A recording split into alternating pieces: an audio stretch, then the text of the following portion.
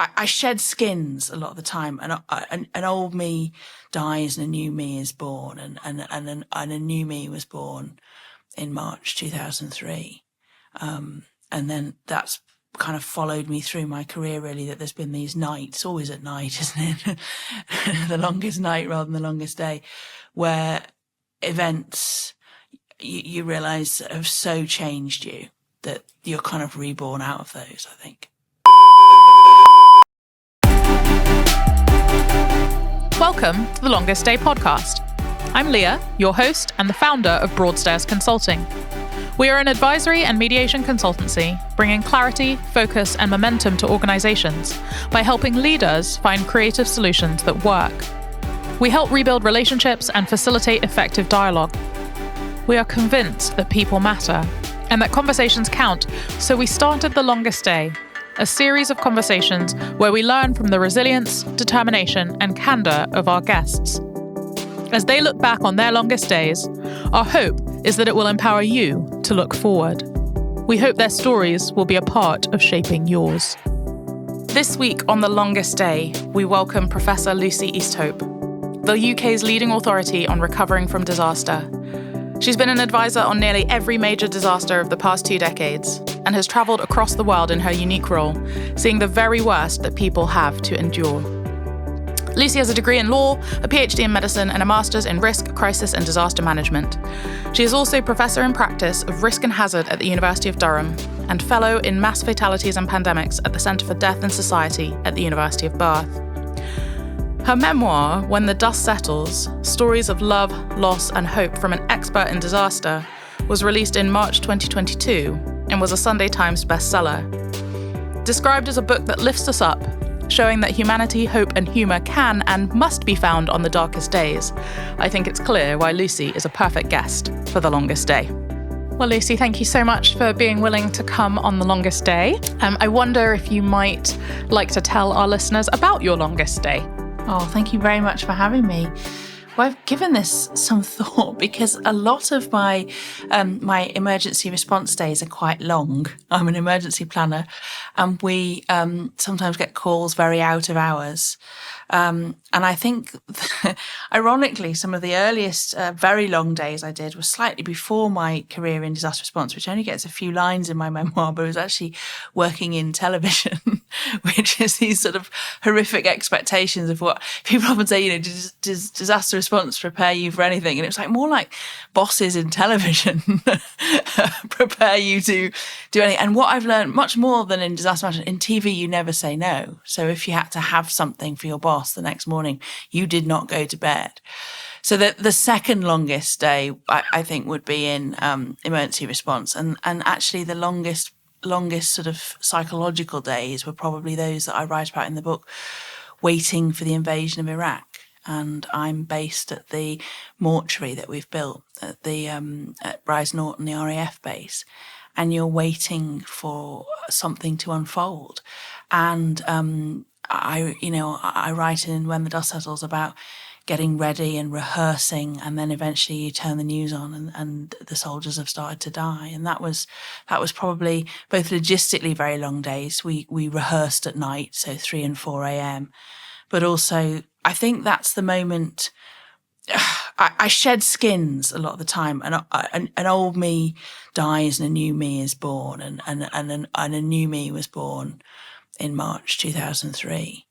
And then that's kind of followed me through my career, really, that there's been these nights, always at night, isn't it? The longest night rather than the longest day, where events you realise have so changed you that you're kind of reborn out of those, I think. We know that the waiting in your longest day did come to an end. How did your longest day and many of the events that you have responded to since then change your relationship with waiting?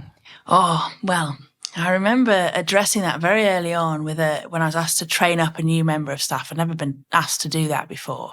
And I didn't know that you had to approach it like in a management or HR way. I approached it in like I had a little sister way, which there's HR directors all over the world grabbing their heads in horror. I was like, I've got a new friend. She's my new friend. So rather than sort of show where the printer was, I was like, yay, come and hang out with me.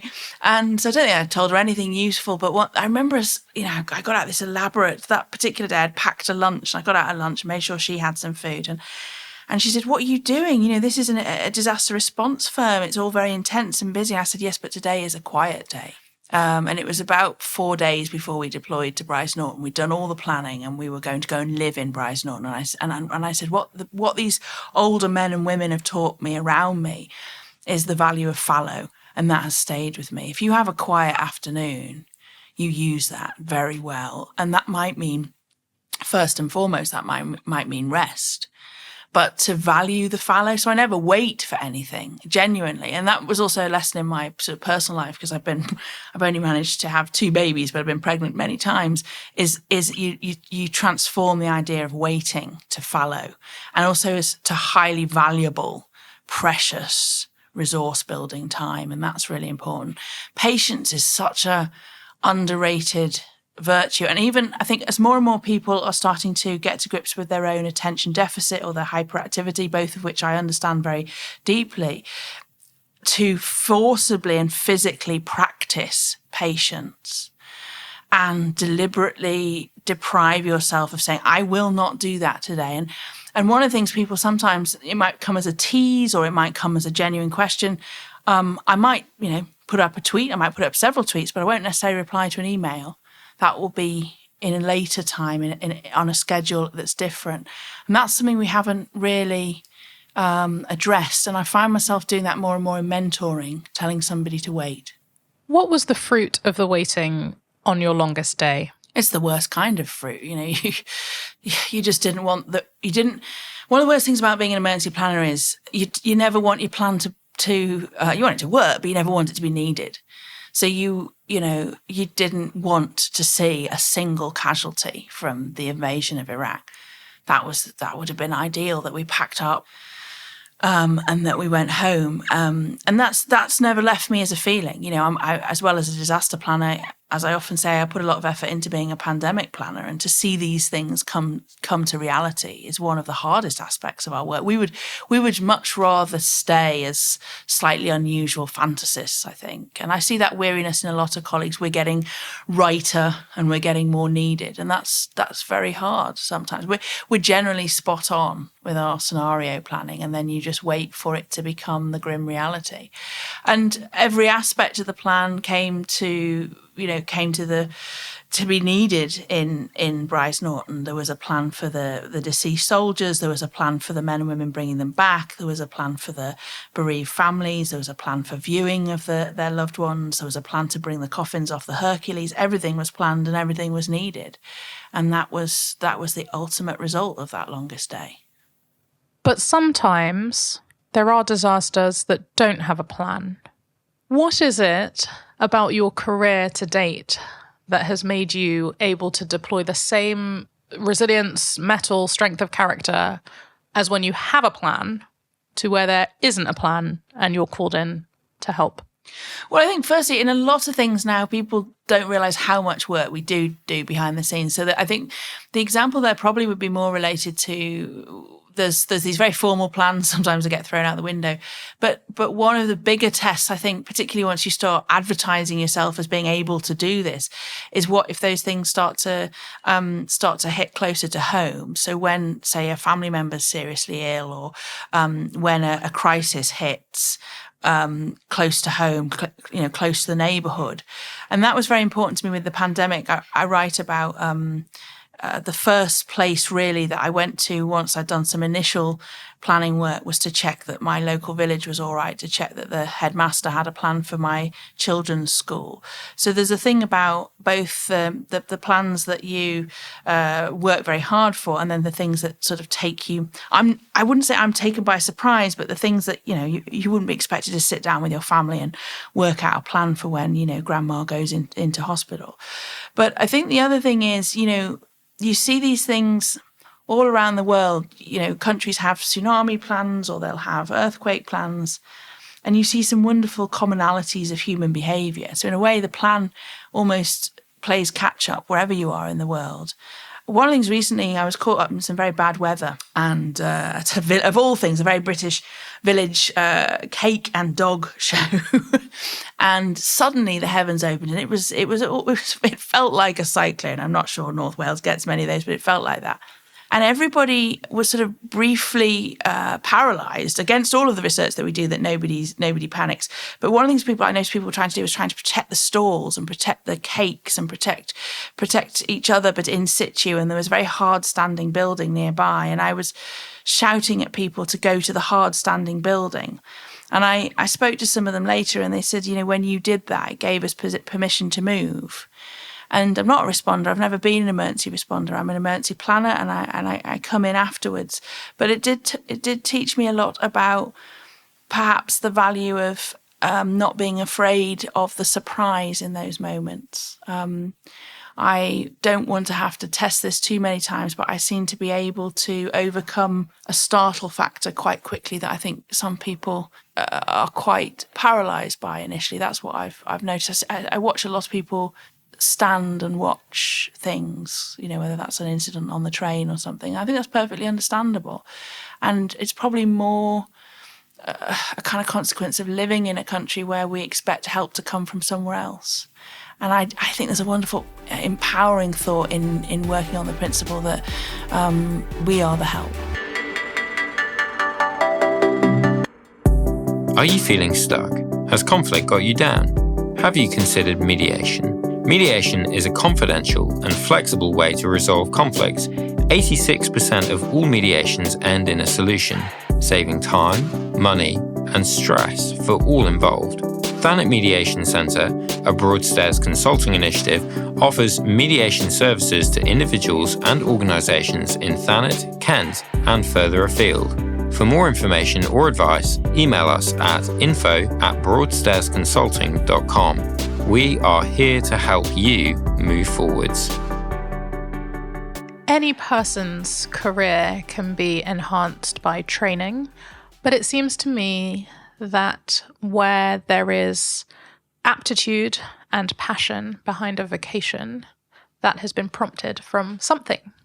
What is it in your life to date that has made you able to work so well in these environments and to do your job with such proficiency? I'm smiling partly because I'm not sure I ever really achieve either. And I don't mean to be, that's not me being self-deprecating. I think sometimes my field is a great way to hide your other incompetencies.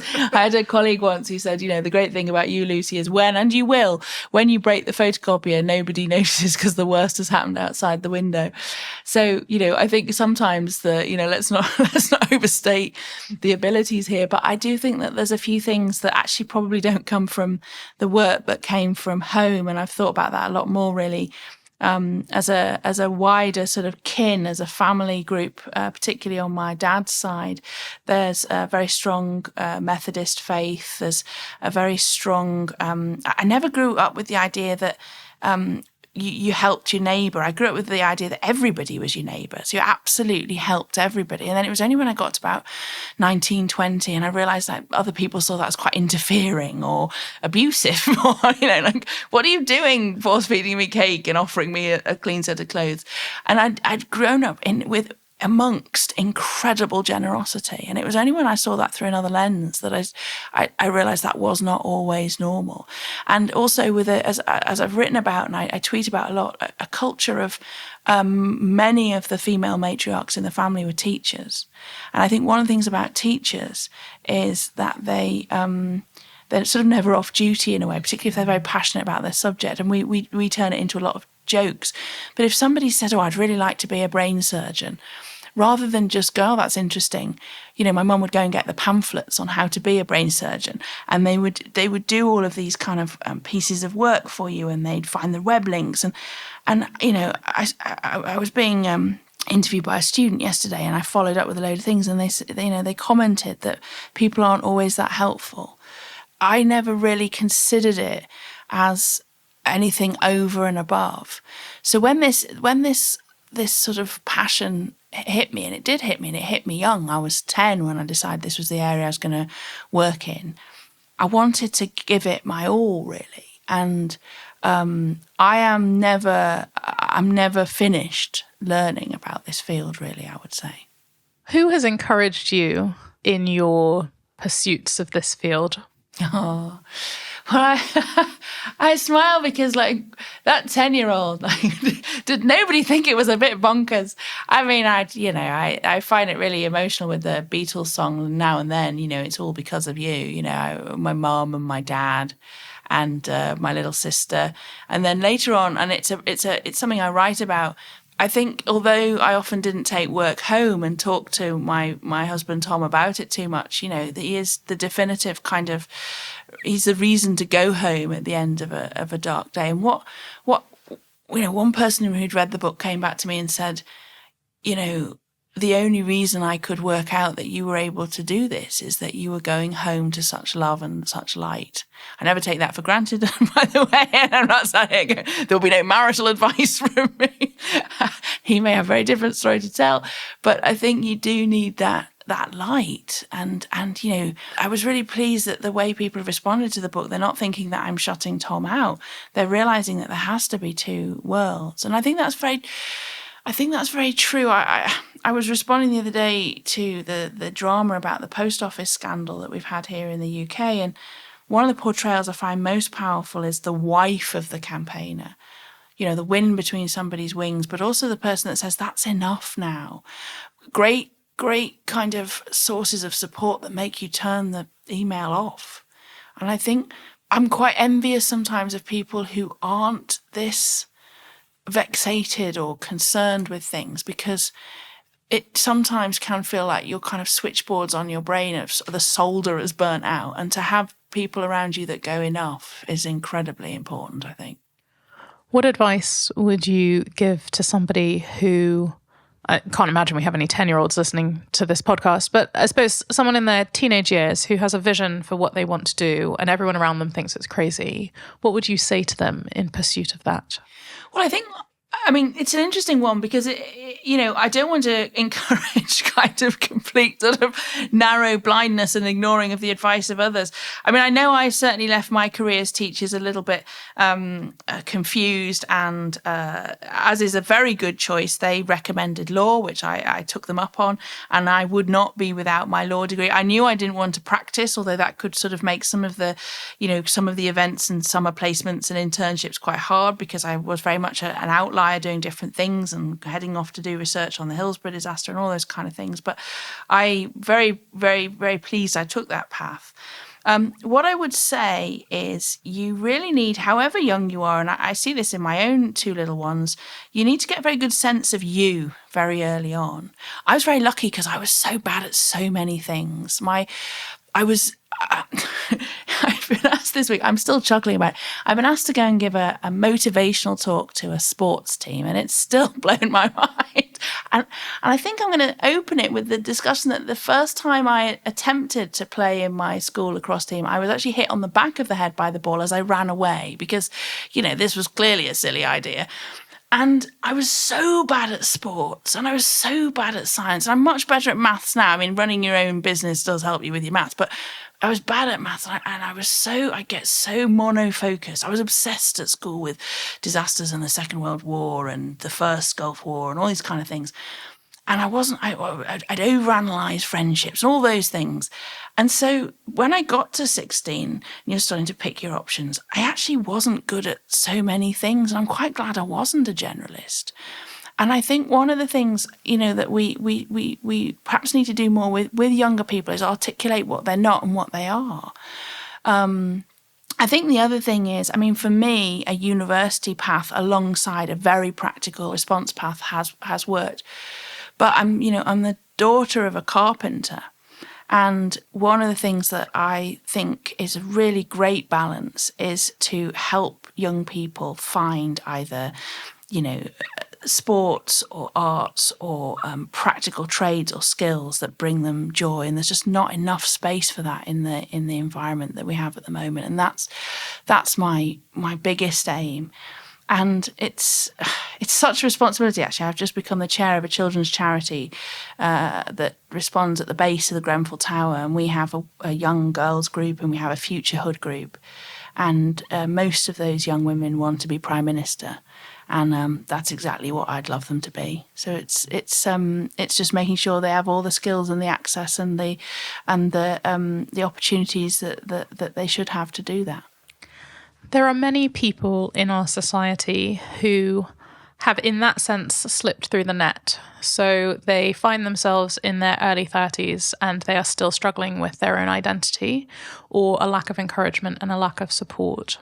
With your mentoring hat on, how would you encourage them to press into themselves, to understand where their strengths are and to help them find their purpose? Well, I think that's a wonderful thing that runs through the privilege that is my work, that life is so incredibly fragile. You literally only have today. And anything else is a gift and a bonus. And I think there's something about my work that means, having seen, humans in their most fragile of forms, you realize, and not in a cynical way, and not in a trite way, and not in a you don't have an ISA or a pension way, but you start to realize, particularly I think when people agonize about themselves so much, just what an achievement it is, the circulatory system, the digestive system, you achieved the minute you woke up this morning. People really torture themselves. And I think one of the things that we're in a bit of a crisis about at the moment is not just sort of patting ourselves on the back for just kind of surviving and getting through. So that I do get quite sort of evangelical about the need to just really kind of go quite basic and think you're doing great today. I think the other thing is, on that note, is to sort of invest in yourself as an idea. So looking after yourself, and I'm a really big fan. When I started in my career, I was very well, and in fact spoke to one last week. One of my colleagues from the beginning, it will, I'm sure, be there at the end, an American psychologist who's helped me all the way through my career.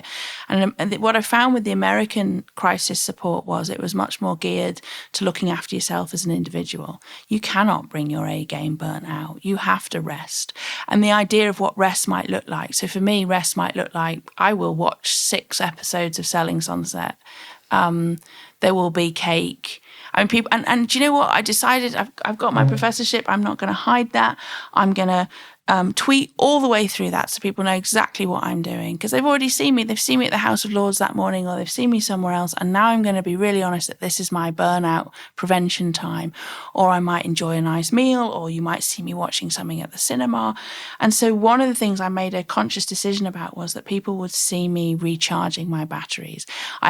I do walk, not very far, and I swim a little bit, not very fast. But that was the first thing, and that we're rubbish at. There's also a culture of busy, so kind of showing that we're very busy. And actually, people say to me, "You're so busy." I'm like, well, no, I just tweet a lot. They're 2 very different things. So I think one of the things is getting to know yourself and your strengths. I find very few people can say, and I remember years ago, Big Brother in one of the early editions made you organise yourselves in terms of who was the cleverest in the room or who was the most beautiful in the room. And there was a whole debate in Britain about, like, how would you ever be able to place yourself? And you have to be able to start describing yourself and your skills in a blurb way. You have to really understand what you're good at and what your skills are. I think a lot of modern life, a lot of appraisals, a lot of work is designed to break you down a bit. So remember those things, really. Just your cells all working this morning is enough for me. And the other thing is, I've seen a lot of not very peaceful deathbeds. I don't think any of that matters. And I think one of the things that's important is to judge yourself on, who you are in your soul is really important to me. And in the words of Shania Twain, I think some things that people think will impress me that don't impress me much. It's who you are. Last question. If you had to live your longest day again, what food would you choose to fuel it? Oh, that's a really difficult one, actually, because one thing I've learned is if I know I've got a really difficult day is I don't take my biggest sources of what we call kind of olfactory trauma and memories are things that I want to keep for comfort elsewhere. So those would be days where you've sort of got food for fuel, and often that's quite unhealthy in our field. It's the crisps and what we would have called then a marathon bar. But food as fuel. the best comfort food I've discovered, and there's a group of 5 women that I acknowledge in the book, in the acknowledgements, that got me through really some of the darkest times after Grenfell. And my staple with them was sourdough and avocado. It is ruining the rainforest, and it's very millennial of me, but we would go to a cafe and we'd just talk about lovely, fun things. We wouldn't talk about, they weren't in my field. We wouldn't talk about work. We'd talk about our babies, and we'd talk about that. And it was a sourdough and avocado and eggs and hot chocolate. So I would save that and have it after my longest day. I'm a millennial. I love that. I'm biased. I accept that. But I'm also so thankful for you taking time to share a snippet of your experiences and some of the insights in When the Dust Settles with us. And thank you again for coming on The Longest Day. Thank you for having me.